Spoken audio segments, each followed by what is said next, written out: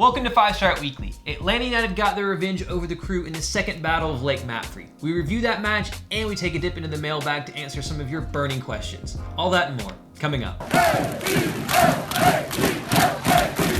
Welcome to the show, 5 Star fam. I'm AJ, this is Tanner McLeod. Before we get into it, become part of the notification squad by hitting the bell next to the subscribe button on YouTube, or hop over from Facebook and subscribe. You can now also find all our content on the Geneco USA platform anywhere in the world, Amazon Fire TV, Roku, iOS, Google Play, and many other streaming platforms. A stop and start match. Atlanta United found some magic in an unexpected fashion again. Lake Mapfre, it was just something that kind of reared its ugly head again later in the match, of course. And apologies again for my voice. I am still a little bit under the weather, but just having to drink some tea to get through this thing. But how English of you? Yeah, how English? Oh my God. But so this match in terms of Columbus Crew in the U.S. Open Cup. I think we came out really strong. Brandon Vazquez pounced on a mistake immediately in the 5th minute, and really is on fire right now. That's 4 goals in 2 matches. And could have easily had a hat trick in this match as well if he had not had that one effort from a very tight angle hit off the post in the first half as well. Exactly. He's been playing really well, and in terms of players stepping up when they given a chance, he is absolutely taking his chance by the neck, and who knows if he'll feature a little bit more in the first team going forward. Yeah, and he's he leads the team in the U.S. Open Cup in goals. He's also tied for the Golden Boot in this current year's edition of the U.S. Open Cup. Indeed, and so he's doing the business in this competition. This is kind of tailor-made for him pretty much, I think. And he's leading the line very well. He's also holding up the ball a little bit at times. But both of his goals, I think, actually came from where it's his work rate. He's hounding and pressing at the perfect time, and kind of taking solo goals essentially from this. The second one was a long ball played down the line by LGP, which he just ends up collecting smoothly, taking on the center back, going right past him like he's not even there, and slotting past the keeper as well. It was a really important goal, as it turned out, for Atlanta United because it gave them that 2-goal cushion, which eventually was brought back to a 1-goal cushion after a Brad Guzan own goal. It was a bit tighter than it could have been, than it should have been maybe. I think Atlanta United had some chances. Barco had a breakaway in the second half that he kind of got on his left foot and couldn't find a way to put it on target. But on the whole, it was a really good performance from the Five Stripes. To go 2-0 up in the first 15 minutes in the match, Miles Robinson getting his first goal for the team as well, off of a set piece. 2 matches in a row with 2 set piece goals. What is happening right now? For sure, and I think that's, I think the team and the coaches allowing or being allowed time to really not only get the practice in, the training in. That's where the time and the patience with everything that comes with that. You get that the set pieces, the practice with that, and it's super, super important here because they pointed out that the back post would be free, and Miles Robinson took advantage of that, and that's exactly what you want to see from these set pieces that have eluded us mostly all season. And the thing that was so key about that was the delivery from Ezequiel Barco, who was playing his first match with Atlanta United since he had that fantastic performance against Sporting KC. He's been away with Argentina U20s at the U20 World Cup. He's now back in the side. I think you can see that the team missed him. His work rate, his drive, his energy, and his ability, he's continuing to improve. It looks like he hasn't missed a beat since he left the squad almost 6 weeks ago, and he's back in the side now, driving them forward. And I think the team has absolutely missed his influence on matches, and I still just can't wait to see where his progression continues on and how much better he can get, continue to be, because he's improving at a rate right now that he's going to fetch a pretty handsome sum at some point in time when Atlanta United eventually cash in on him. We'll talk about that later. But Barco, from minute 1 to the last minute in stoppage time, he was working his socks off. He was still kind of, you don't really want to see this all the time, but he was the lone press. And, pressing the goalkeeper, pressing the back line, and he was doing a lot of work still later in the match. But, it also was where, after their goal, it was delayed a bit of time, and that's where you kind of saw Atlanta United just kind of maybe bunker in a little bit and just kind of allow Columbus to try to break them down, in which they didn't, of course. But there is that case where I think their goals, maybe there is that little slight excuse of the rain and the conditions maybe affecting our play, because Guzan, it's an own goal essentially, and can and does he usually kind of grab that? Yeah, I think he does, and so it's not a kind of characteristic mistake that Guzan will make. I mean, he's, if he makes a mistake, I think it's more through his feet versus kind of shot stopping. Absolutely, but unfortunately, I think even the first goal, he was a bit slow to get down on, and it was really close to him. Yeah. And I think that you could say that he should have done better on the first goal as well. There was also the whole bit about Darlington Nagbe being down and the play continuing on, but it was a pretty feisty and cagey match from the get-go with Columbus, so I'm not shocked that play was allowed to continue there. But yeah, I think he could have done better on both. But honestly, outside of saying that the keeper should have done a little bit better in a match that you won, there's really not too much you can really criticize about this match, because the weather, again, was really stupid. But Atlanta United did what they didn't do in that first match this season, and they took their chances. They won 3-2, and they've advanced to their first quarterfinal in club history in the U.S. Open Cup. And now they'll come back and face a team that, by all accounts, should beat its USL side in St. Louis FC, but they did beat FC Cincinnati to advance to this round. So if Atlanta United can get the job done again, unfortunately, it'll be in a very action-packed, busy fixture schedule of July. But if they can get it done, Atlanta United will be looking at their first semifinal and a chance to grab some silverware. Exactly. And, Frank de Boer has mentioned that the onus and the concentration is on winning the U.S. Open Cup, as well as MLS Cup, of course. And so that's great to see that the importance of this tournament is being emphasized. I think I've always been of that mind that we need to go for all the trophies because, I mean, if you're in it, and especially in this kind of barren, fixture period, you go for it. Now, it's going to be a lot tougher, like you were just saying and alluding to, in July, but I think, in the grand scheme of things, a few matches here and there to win a trophy, I think that kind of trumps it, above all, I think. But because I think in terms of Supporter Shield, we're still close. I think it's just one of those things where, you can try to fight on all fronts, and, that's you kind of have to concede a little bit here and there. And, I think LAFC, they're kind of playing really good football right now anyway. Yeah. They're on a pace to do something. Really, and I think really you could, if you're being smart, you look at it and go, they're most likely going to win Supporter Shield this year. Yeah. So if you know that you can still finish first in the East because it's a bit weaker, that'll be determined during July, but we'll talk about that during July. But if you have a chance to win some silverware and you can do it, you do it. Especially if it's something you haven't won before, because it's another trophy to add to the cabinet that you can say you've won. Right. That would have made 2 out of the possible, 5 major trophies Atlanta United can compete for, with the Champions League, the Supporter Shield, and I guess now the Campeones Cup as well, if you want to count that. So, I mean, but it's still, that would give you 2, and you've won 2 trophies in back-to-back seasons, and you're improving your cabinet, and you're improving your history every single year. So, it gives you something to talk about and something to strive for, and it's giving some other players some chances to shine and show that maybe they deserve to play more in the 18 and be a part of that first team picture in MLS as well. Right, and that's also what could be interesting, is that Orlando City has been kind of making its way through the tournament as well.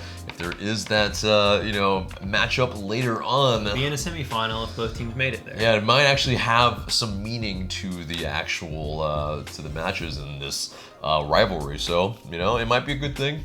We'll see when and if that time comes. I'd love that match to be in the bins if it did happen. Yeah, that's gonna be we'll wait and see for that. That'd but be spicy. Gotta beat St. Louis FC first. Exactly. They've gotten here on merit. They've played well so far, and Atlanta United cannot look past them. It's a cup competition. Right. Anything can happen, as displayed by them, and I believe New Mexico as well. Yeah, they're exactly. Another USL championship side. So.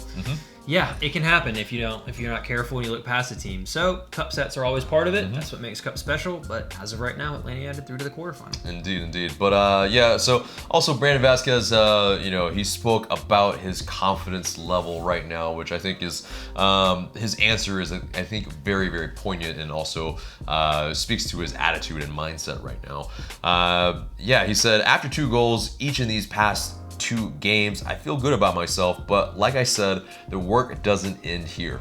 We've got more games to look forward to, and I need to produce more. And that's my job, and I'm working hard for the team. I love that. I mean, that's he's a guy that had an injury for pretty much all of this year up until this point, and to come back this strong, gangbusters pretty much. I mean, he's really opening a lot of people's eyes, maybe kind of the forgotten man a little bit, but in 2017, he was definitely almost one of the first guys that you wanted off of the bench, and so it's good to see him coming back into form. And I think, he's only 20 years old. Like, it's something that, and it's a different option. That's the thing, is he's big, he's strong, he's physical. He offers you a different style of play to what Josef Martinez offers you.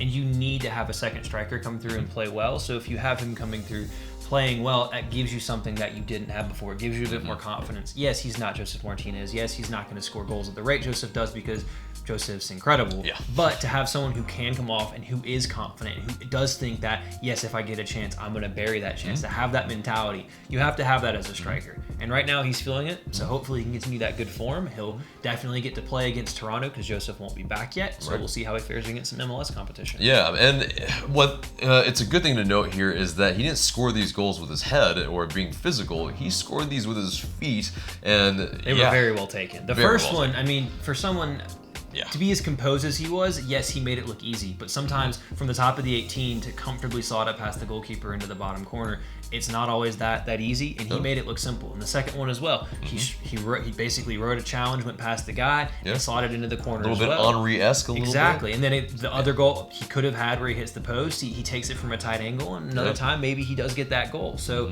he's confident, and that's important for a striker when they feel confident and they have the ability to take those chances. And Atlanta United had not yet found a second striker to really step up to the plate, but in the last 2 matches, Brandon Vazquez has been the man to do that. Indeed.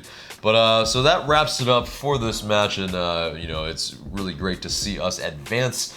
But let's get into the news. And yes, we will face St. Louis FC. That's fantastic. It'll be Wednesday, July 10th. So mark that down on your calendar. And it will be at Fifth Third Bank Stadium, and the tickets are already on sale, so don't miss out on that. But on an injury update for Tito Villalba, Frank de Boer said he's scheduled to come back on Wednesday, is when he pretty much mentioned that, I guess. So hopefully he can slowly join the group. We have to wait, though, for the exam with the medical staff, and then we will have an update. He's already back in Atlanta, and hopefully he can join the group at 80 or 90%, and within a week he can be back to 100%. I think having Tito Villalba in the team is super, super important because of that different dynamic he adds. We saw how well he was kind of really just bringing the team forward in that really, really good stretch that we had, and so it's a big miss so far not having him, but we've been doing quite well without him, yes, but you'd rather have him than not have him, because he offers you something that a lot of teams in MLS don't have, and he gives you that depth up front that really enables Atlanta United to rotate when it has this this fixture congestion coming in July. It gives you different options, different players, different tools for different tasks, and he offers you the pace, the speed, the directness, and the dribbling, and the shooting from distance that is really hard to contend with at times. And when he's confident, when he's on the ball, especially cutting in from the left, he's always up to bang it into the top corner. So he's a guy that hopefully he can get back to contributing what he was before he got hurt. And speaking of forwards, Josef Martinez, he's up for the ESPYs Best MLS Player, along with the likes of Zlatan and Wayne Rooney, and kind of conspicuously not Carlos Vela, but either way, we'll have the link in the description below to vote for Josef Martinez. Are you saying this is decided by an online vote? I wonder how that should go. Yeah, but LA Galaxy, they have a lot of fans too, so it might be a little bit tough. Vote for Josef. We'll see. But speaking of things that were voted on and determined who is in the 11 at least, or at least the voted 11, or the fans voted 11 to be very specific. Ezequiel Barco, Pity Martinez, Brad Guzan, and LGP have been voted into the MLS All-Star Game that will be played at Orlando City Stadium, or whatever the hell it's called now. Exploria Stadium. Exploring the demise of fun football and happiness. Yes, indeed. But and shitty kids.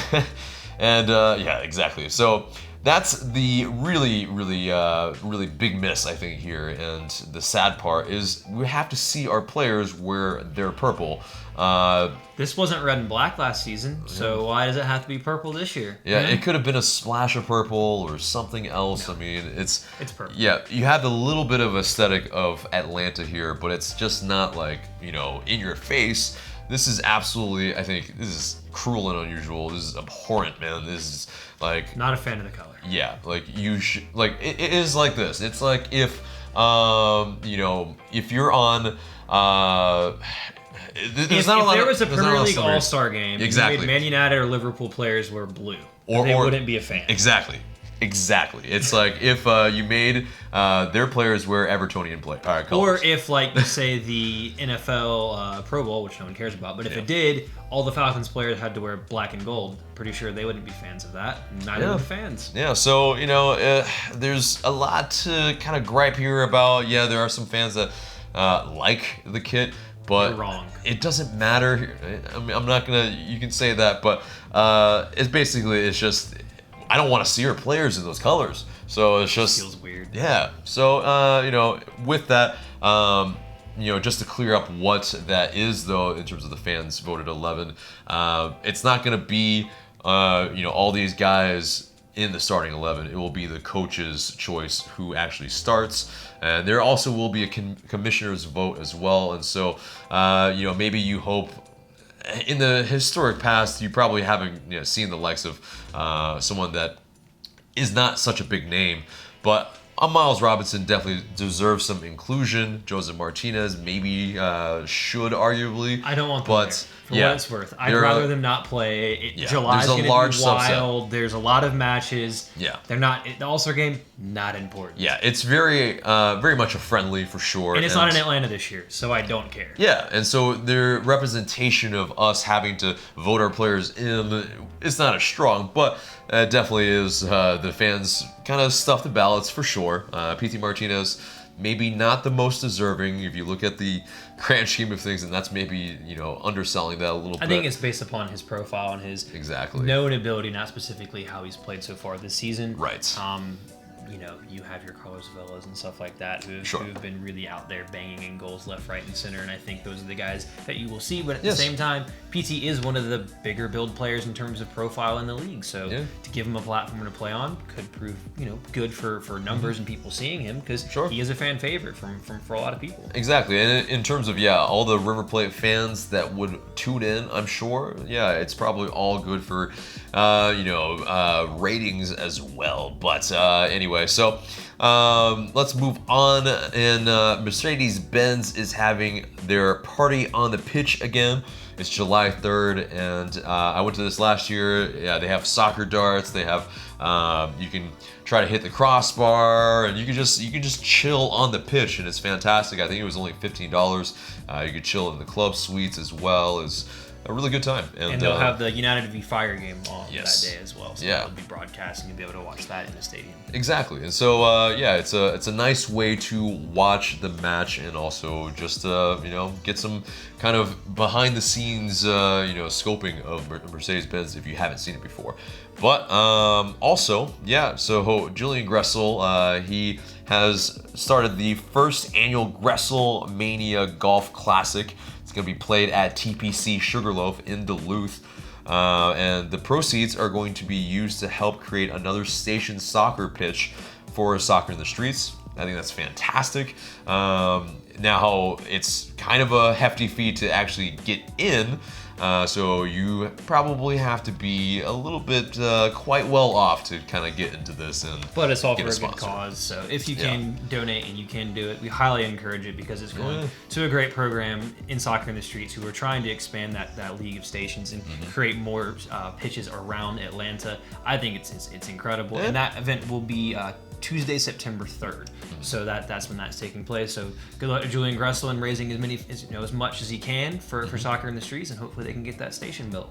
Indeed, and yeah, you might get to play with the likes of Julian Gressel. He's really good at golf as well. Yeah, and maybe some other Atlanta United players might show up to that. Who knows? And that might be fantastic. So, but anyway, just to almost wrap this up, you have Miggy just showing out again. Doing Miggy things. Yeah, I can't show this, but just that run is incredible. If you didn't know, he was playing for Paraguay against Argentina this past week in Copa America. He ran past 2 defenders on Argentina as if they weren't even there, then delivered a pinpoint pass right into the middle of the box where a guy was arriving for Paraguay to give them a 1-0 lead over Argentina. They eventually drew the match 1-1, but Miggy was showing what he can do. He's playing really well. He was definitely the man of the match. Newcastle tweeted out something as well about him being good. They could find themselves in a situation of them making a profit off of his transfer very soon if he keeps putting in performances like he is and playing well for the Magpies. So we'll see. There were whispers that they might not keep him and they might try to sell him. Be a very Mike Ashley thing to do. Yeah, but their new ownership or whatnot, if that does happen, not gonna happen. It's not going to happen. It's not gonna happen. That's so sad. That's so sad for Newcastle. It's a Newcastle fan. They know it's not going to happen. It's Mike Exactly. Ashley. Every time it's like, oh, the club might. It's not going to get bought. Yep. It's not going to happen. So sad. But anyway, Rumored that Jose Mourinho would have been the new manager there as well. Also, for Newcastle fans, they're miserable because Rafa's contract expires in like 10 days. Yeah. So it's not good times. Not good times over there. But anyway, what was a good time was Tats with Breck, and if you haven't checked it out, check it out. And we have the I link, so you just go and click it in, and it's basically Devin and myself and Jay in a tiny room with Eddie Stacy and Breck Shea, and we're just talking about tattoos and life. It's a really good time, and so just definitely pretty revealing in terms of like what players actually go through their lives, some of their experiences and moving around a lot. Kind of gives you a human element that a lot of times you don't get to see because we see them on the pitch and that's really it. So it's a good video. If you haven't watched, I highly recommend it because it gives you a look into the life of Breck Shea that you otherwise wouldn't have. A lovely, lovely chap. Indeed. And so also we have a couple of other new pilots dropping very, very soon. So just keep an eye out on this space for new content with some Atlanta United celebrities. So check it out soon. But guys, that wraps it up for the news, and let's get into the mailbag. And you guys send in these questions through IG story. Please continue to do so, and we might answer your question in the future. First question comes from E. Castillo. Have you heard the Arjen Robben rumor? Do you think it's possible? And if so, it would be nice to bring both Robben and Ribery. Just a thought. So, it's an absolutely ridiculous rumor with no basis in any fact. It comes from a Sports Recent article, and it's pretty much one of those, dartboard action for sure, because it's Frank de Boer, Dutch guy, Robben, Dutch guy, and basically it's completely against our MO. So it's just very kind of and it's an irregular rumor for sure that doesn't really match what we do, and I think it's tough to see that happen, and so I kind of have to pour cold water on all of this. I think Robin's going to end up back at PSV, and I think that with Exactly. Ribery, he could end up in MLS, but for me, I just have the feeling that he's going to go make a payday in the Mid-East or something. That just kind of seems to be his MO kind of as well. do something like Xavi. Yeah, I don't know. And there's also that. I mean, we don't really need a ton of wingers, especially on the money that Arjen Robben would demand. Like, nah. Why would we do that? And plus, we don't have any DP spots, and it's just all of it doesn't make any sense. So it's a no. It's a no for sure. Next question comes from Nell Oof. Why is PT instead on Joseph on MLS All Stars? Why no Robinson? So it's voting, I mean, it's just one of those things. He's got a big star. He is a very talented player. Although he hasn't done the numbers for Atlanta United, he's still one of the higher profile players in the league. He had a very big transfer. And in terms of midfield, people choosing, they probably see the bigger name, and then at least for Atlanta United fans, they'll choose our own. And so that's what happens. I think for Joseph, he had a lot of competition with Zlatan and Rooney and Vela and a whole bunch of other guys that, it's just, he was near the top, but he just didn't quite make it with the votes, unfortunately. And in terms of Robinson, he wasn't selected into the 8 that you are able to, teams are able to put in for, to be able to be selected. And it's a shame. I mean, I think it's more that, the team probably maybe didn't, at least, whoever chooses it from the team, didn't think that Robinson maybe would be a starter immediately. And so, or play as well as he's been playing. Yeah. I'm not too fussed about it. I hope Joseph doesn't go for what it's worth, because him wearing purple playing in Orlando would be really weird to begin with, but also with the fixture congestion, him and Miles Robinson staying home and not playing, I am A-okay with that. It wouldn't be the first time that Joseph wore an opposing team's kit, though, of course, Joseph Martinez wore the Red Bulls jersey after, the Eastern Conference Finals, and that was He's never wearing an weird. Orlando jersey, though. Yeah. That would just be weird. Exactly. So, anyway, next question comes from R. Roberto 7030. Should Brandon replace Romario as the number 2 striker? Also, is Flo's twin brother joining ATL? Flo as in Florentine Pogba's brother.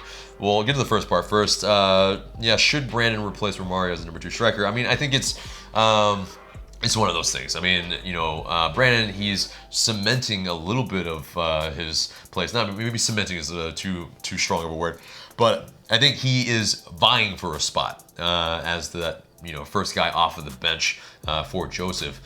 But it's still a small sample size. It is essentially 2 games. Yes, he is balled out in them, but I think you need to see a lot more to really make the proper assessment. Yes, Romario maybe hasn't shown as much as a Brandon Vazquez. So at least, in this tipping of the scales, Brandon Vazquez is, tipping his scale to be a little bit more of the guy off the bench first. As the number 2 striker, I think we'll need all these guys. And so it's a matter of, the rotation when it comes. We'll see what happens. In terms of Florentine Pogba's brother, who is Matthias Pogba, who is a forward who was last seen at Tours with League 2. I mean, he's a guy that He's a unit. He's a unit. He's 6'4" and some change. He's a big dude. If we need another guy, I mean, we have a Brandon Vazquez now. I mean, do we really need to kind of muddy up our forward line? I mean, he's been training with the team. I mean, Matthias could be an option. We don't know, but he has been seen hanging out with his twin brother They're very around close, town. though. That whole family, the whole Pogba family is very close. So maybe he's not playing for Tours right now, and he needs a place to train. He's still enjoys his football. Why not hang out in Atlanta with his bro? Exactly. Could think of worse things. Yeah, exactly. So, next question comes from Terminus United 83. Why do we give Shea chances to play? Well, first off, now I'm not going to say that. That'd be mean, but not about Breck Shea. About the question, we don't have very many options at left back, and I think his performances have actually improved recently. He was quite good against Charleston, and I thought he was decent in this match as well. He's been creating chances. He's not a left back. That's not what he was signed to play, but he's doing as much as he can with what he has. I just don't think there's a lot of clear options to play there. It's between him or Michael Parkhurst right now, and each of them offer you a little bit something different, but I don't think you have very many alternatives to Breck Shea to play in that position, and I think he's doing about as well as could be expected. So I don't think it's necessarily fair to really single him out for that much criticism. It's not like he's kicked it in the back of his own net or made a lot of really bad mistakes that have cost the team goals this season. Exactly. There's a lot of irrational hate, I think, towards Breck Shea. I think we've said this in previous podcasts as well. But in terms of Shea as well as Parkey, there is also Ambrose who's coming back in, and I think he just needs a little bit more match fitness, and now you have a triumvirate, and then hopefully George Bello later on in the year. The actual prospects in that depth actually look a lot better by the end of the season. So it's not all bad if Shea plays, I think. Next question comes from Mateo Andante. When will we see a U.S. Open Cup match at the Benz? We signed one last year with Chicago, which we lost. That Didn't end well there. Didn't end well. Yeah. I'm not actually sure. I know that there's a lot of stuff in terms of scheduling that goes along with the Benz has other functions happening in the U.S. Open Cup. You don't know until you play, so there's kind of a scheduling It's not always thing. easy there, but it's also, I mean, even if we were going to play in FC Cincinnati, we're playing St. Louis FC. It's one of those things where it's a USL side. There's probably not going to be a massive turnout for a club that I think most of the fans unfortunately haven't heard of. So I think that's kind of where that comes from. I think if we meet an Orlando City or something, or like, another MLS club, I think that's where you'll see that. But I think at this point in time, I think it makes more sense to have it at Fifth Third Bank Stadium because of that. And last question comes from JD Hafner, 3950. Say if Barco was to be sold next year, more or less money than Almiron? I vote more money. I would tend to agree with that. I think it depends on what window he gets sold in. I think if he gets sold after this season in January, like Miggy, figures probably could be very similar numbers. Remember, Atlanta United are also trying to make a profit off of this thing. So you have all the other clauses, what MLS gets out of it, what we'd get out of it. So you have to make sure that number number makes sense so that Atlanta is turning a profit, because that's the key factor. I think that if he's still with Atlanta come summer of next year, that's where he really could make a big move, because I believe he'll be involved with Argentina at the Copa America. Argentina are in shambles right now, and he balled out at the U20 World Cup. So he's their centerpiece, I think he could definitely feature with Argentina in Copa America next year. And yes, it's being played again next year because the Copa America is played, well, whenever the hell they feel like. Exactly. But so in terms of that, I mean, he doesn't have the stats of a Miguel Almiron, but I think, on this trajectory, I mean, it could be, a very high evaluation or a high valuation rather, and it could fetch something very, very handsome, I think. But I think in terms of anything like, near like the 50 million realm, I think he could get up to 40 or 50 depending on how he performs. Yeah, if he continues if he starts putting up stats like he was doing before he left for the U20 World Cup, and continues building on those performances, and then takes that into next season, does well at the beginning of the season, and balls out for Argentina, you'll be fielding calls from clubs left, right, and center. And when you have more than one club interested, that's when you can really do that. Get that bidding war going. And that's what Darren Eales loves. He talked about how he'll enjoy doing that. And I think that